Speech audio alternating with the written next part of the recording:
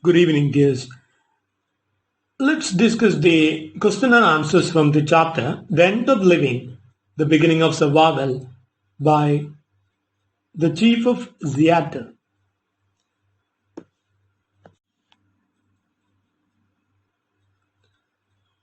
When you open your textbook at page number 88, page number 88, you can see the question, short answer question. Then in page number 89, you can see the paragraph question and essay questions. But we need only short answer question and paragraph questions. So let's begin with the short answer questions. What is the first question? What is a strange idea for the chief of Seattle? Why? Answer. The idea of buying or selling land is strange to the chief of Seattle. He says that it is a divine gift, so every part of the land is sacred to him and his group.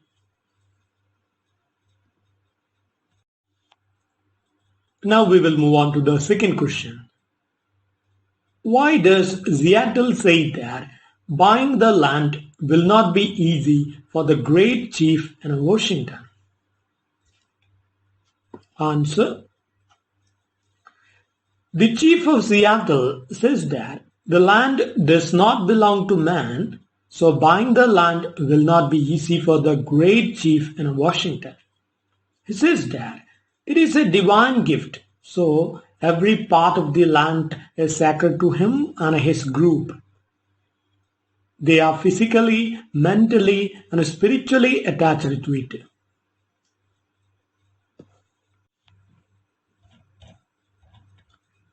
Now the third question. List the things considered sacred or holy by the native. Answer. For Native Americans, every shining pine needle, every sandy shore, every mist in the dark woods is sacred. Even the humming of the insects is holy to them. Now the fourth question. What does the chief of Seattle want the white man to teach his children? Answer. The chief of Seattle wants the white man to teach his children that the ground beneath their feet is the ashes of the grandfathers of the red men. He wants them to respect them all. Now the fifth question. Why does the chief of Seattle consider the river his brother? Answer.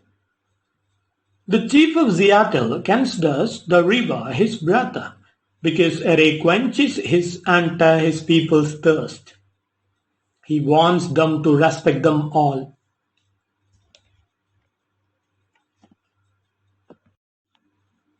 Now moving on to the sixth question. What are the differences in approach between the native Indians and the white man towards Mother Earth? Answer. The white man treats everything with a commercial eye. For Native Americans, every shining pine needle, every sandy shore, every mist in the dark woods is sacred.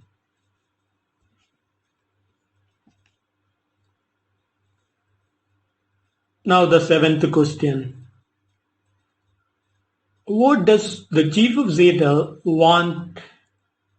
mean when he says all belong to the same family? Answer.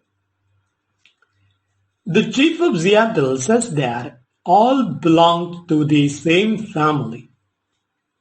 By this, he means everything breathes the same air and they will all perish the same way. He considers the plants and animals as his brothers and his sisters.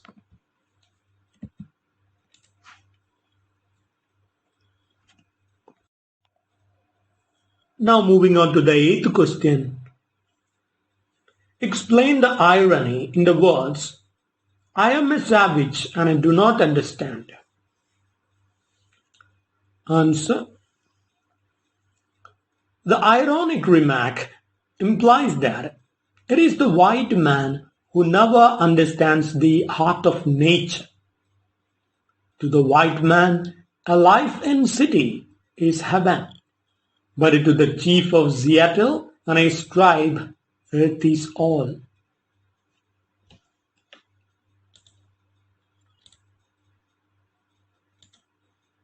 Now the ninth question.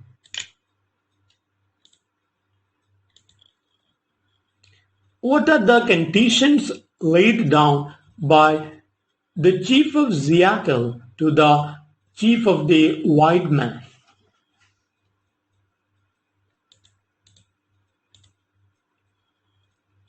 Answer.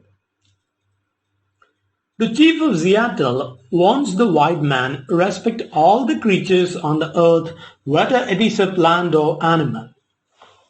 He wants the white man to accept them all as his brothers and sisters.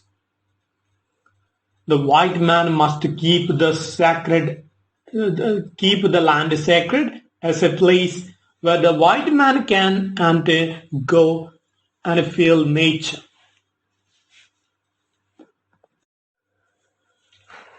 Now the 10th question. Why, according to the author, was the white man given dominion over the red man? Answer. According to the author, God has given the white man dominion over the red man for some special purpose. He doesn't know what the special purpose is, but he believes that the white man too will be perished at the end. Now the 11th question. In what way does the chief of Seattle consider the God of white man different from the God of the native? Answer. The white man considers the God as the monopoly.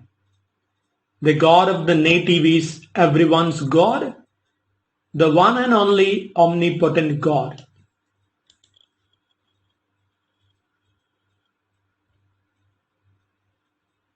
Now the last question, the 12th one. What do you understand by the term, all things are connected? Answer. The chief of Seattle says that everything breathes the same air and they all will perish the same way. He also refers to the idea of connection underlying in the idea of food chain and the like.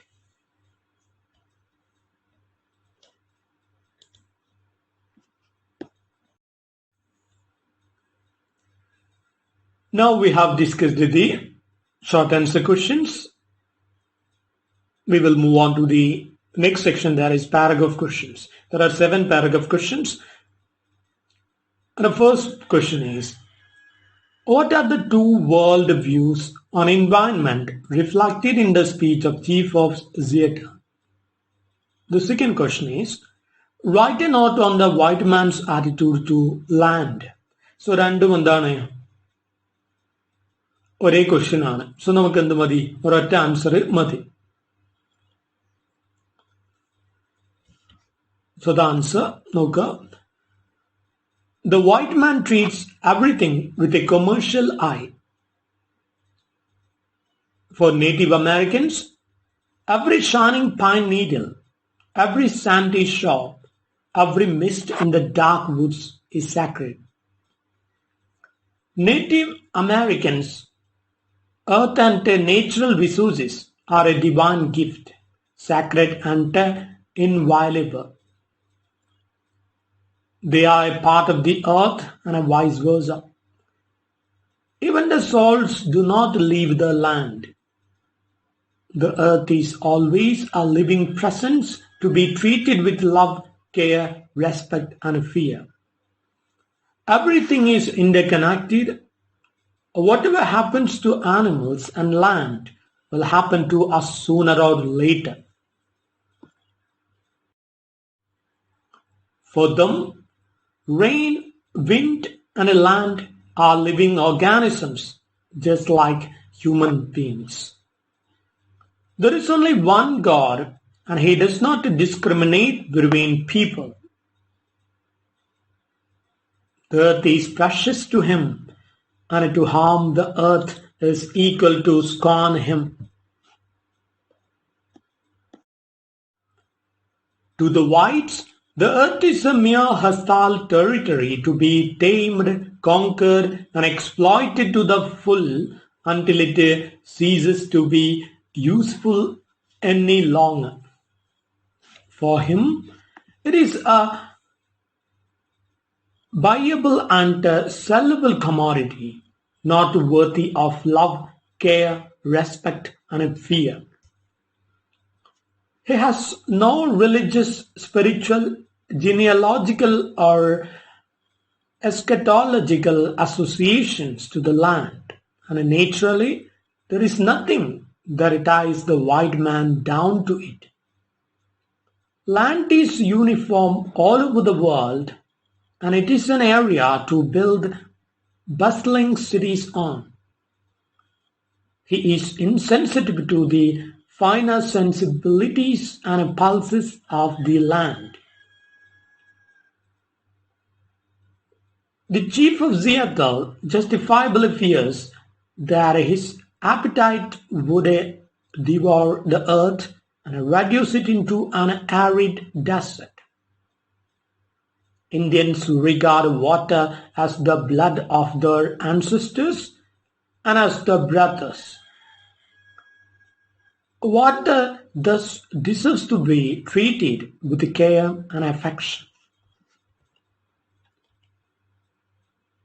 So അവിടെ കുറച്ച് dots ഇട്ടിട്ടുണ്ട്. ബാക്കി എന്ത് ചെയ്താൽ മതി, നിങ്ങൾ എഴുതുമ്പോൾ താഴത്തെ പാരഗ്രാഫൊക്കെ വെച്ചിട്ട് ഫിൽ ചെയ്താൽ മതി. Now we will move on to the third and fourth question. രണ്ടും ഏകദേശം ഒരേ ക്വസ്റ്റ്യൻ ആണ്. നമുക്ക് ഒരു ആൻസർ മതി. നോക്കാം എന്താ questions. Explain the line, the earth does not belong to man, man belongs to the earth. നാലാമത്തെ ക്വസ്റ്റ്യൻ എന്താ. Comment on the natives' criticism of the white man's treatment of Mother Earth. So എർത്തിനെ പറ്റിയുള്ള ആ ഒരു അവരുടെ അഭിപ്രായ വ്യത്യാസങ്ങളാണ് ചോദിച്ചിട്ടുള്ളത്. So നോക്കാം. One man's food is another man's poison. To the white man, the earth is not a brother but his enemy, and when he has conquered it, he moves on. He treats everything to be bought, planted, and sold like sheep or bright beards. But the Indian prefers soft sound of the wind and its smell. The air is precious to the red man, for all things share the same breath, the beast, the tree, the man. Speaking on behalf of the Red Indians, Seattle criticizes the white man's attitude towards Mother Earth. The white man leaves his father's grave behind. He kidnaps the earth from his children. The earth is not his brother, but his enemy. His appetite devours the earth and leaves behind only a desert. He forgets his father's grave and his children's birthright. He treats his mother, the earth, and his brother, the sky, as things to be bought, planted, sold like sheep or bright beads. There is no quiet place in the white man's cities. There is no place to hear the unfurling of leaves in the spring or the rustle of an insect's wings.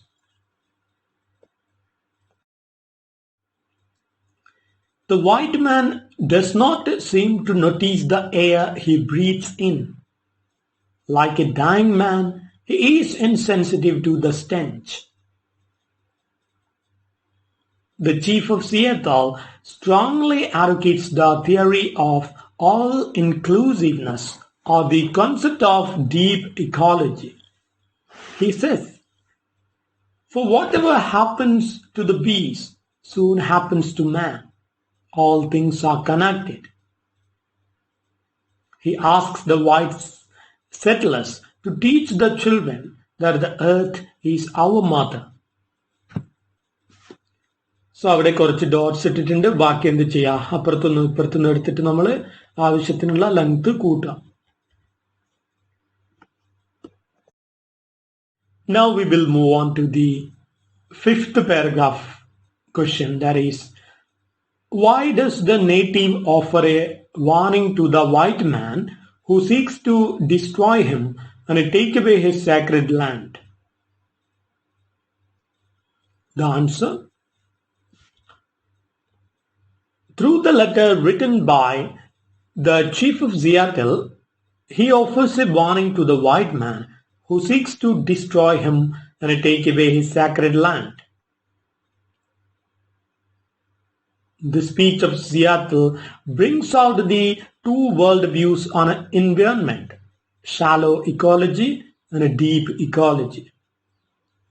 The Western concept of anthropocentric ecology is not conducive to sustainable development.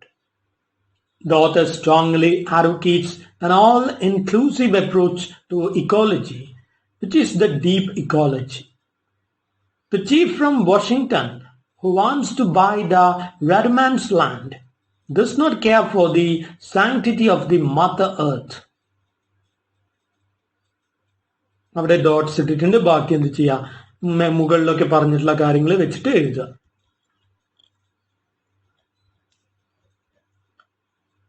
Now the sixth paragraph question. എന്താണ് question?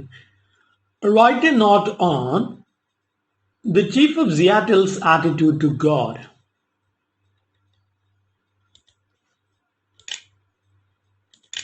Answer: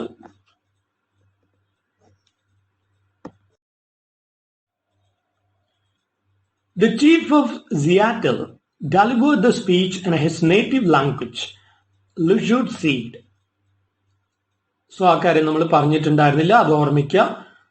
ലുജുഡ് Seer എന്ന് പറയുന്ന native ലാംഗ്വേജിലാണ് അദ്ദേഹം ആ ഒരു speech deliver ചെയ്യുന്നത്. അത് ആ ഭാഷ അറിയുന്ന ആള് എഴുതിയെടുത്തിട്ട് അല്ല നമ്മുടെ ആ ഒരു ലെറ്റർ എത്തിക്കേണ്ട ആൾക്ക് കൊടുക്കുകയാണ്. ആ വാഷിംഗ്ടണിലുള്ള ആ ഒരു ഗവൺമെന്റ് അധികാരിക്ക് കൊണ്ടുകൊടുക്കുകയാണ്. സോ ഒന്നും കൂടി നോക്കുക. The chief of Seattle delivered the speech in his native language, Lijin. The holistic vision of the speech is reiterated at the end within a theological framework. There is only one God and he does not discriminate between people.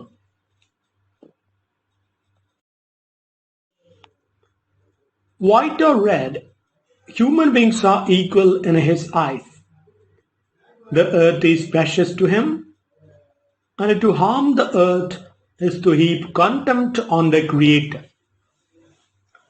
The destiny is a mystery to the Native Americans too, but they do realize that the changed environment marks the end of living and the beginning of survival. He says, the earth does not belong to man, man belongs to the earth. This is a direct and convincing affirmation that both the red man and the white man are the sons of God. Hence they are brothers.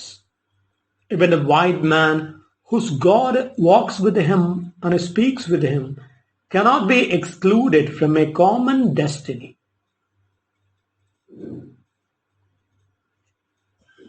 So ഇനി കുറച്ച് dots ഇട്ടിട്ടുണ്ട്. ബാക്കി എന്ത് ചെയ്യാം, നിങ്ങൾ അവിടെ ഫിൽ ചെയ്യാം.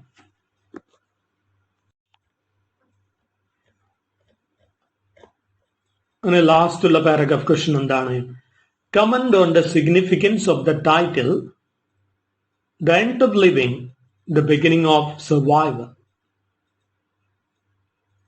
Answer: The chief of Seattle's speech carries title from the last sentence of the speech. Here he concludes the whole import of his letter by saying that the end of living, the beginning of survival. To simply survive means deny death and choose to live on.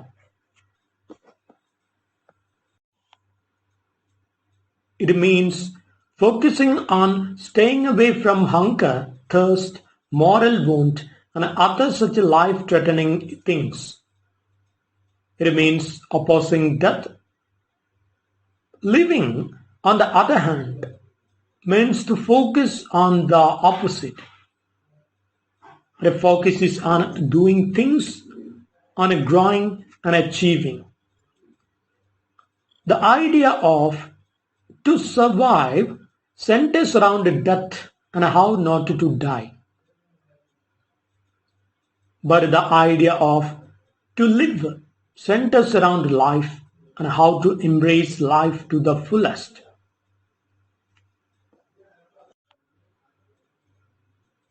Surviving is an aspect of living, only more intense than just normally living.